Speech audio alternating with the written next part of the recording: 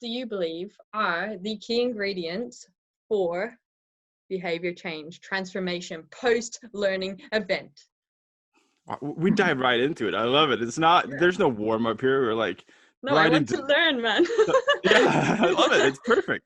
So I think there's a couple of ingredients, a couple of activities that are really important.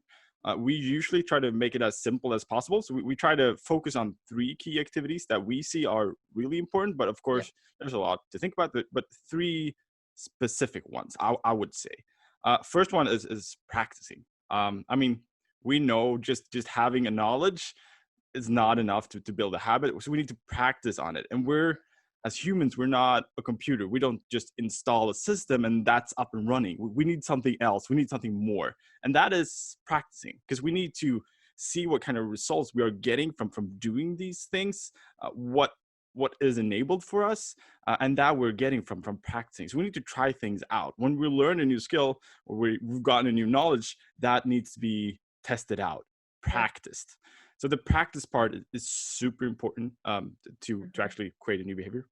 So that's the first one. The second one is reflection, and we have tons of studies that are showing the value and the importance of reflection. But unfortunately, we as humans have a bias of not taking the time to do it. So we need to trigger that in some way, because we need to reflect on, before practicing, what should I practice now? Like, what is the most important thing for me to practice to like move in my evaluation or move in my development here in this new knowledge that I've been getting. So think about, what should I practice on? And Yeah. after I have practiced, what happened? What kind of results did I get? What was tough for me? What could I do better next time?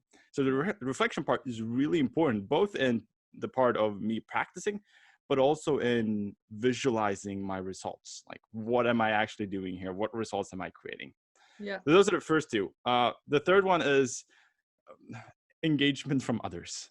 We mean, to be able to do behavioral change, we can't be alone. So we need to have other people involved in that transformation. And if we talk training or development from a training, the usual suspects for involvement is managers. And it's so important to see that in trainings, that we have these managers that are engaged, that are knowing about what kind of knowledge I have been getting from this training, and that are involved in my transformation afterwards. And I think that this is one of the largest challenges that we have when it's come to corporate trainings. Like, how do we get these managers involved? And I think in a lot of training scenarios, and for a lot of managers, when I talk to a lot of managers, I think what they think that they should do is remind them of content from the training. So I think Yeah. in a lot of instances, managers think that they need to be experts on like the content from the training, but from what we want to enable, that's not at all the purpose of their role. They're not supposed to remind them of modules or remind them of theories that's been brought up in the training. Their purpose is to coach them, to Mm. help them engage, to help them practice, help them reflect, engage in these activities that we know are beneficial for our behavioral change. And that's not like reminders of content. That is coaching questions. That is reflecting questions.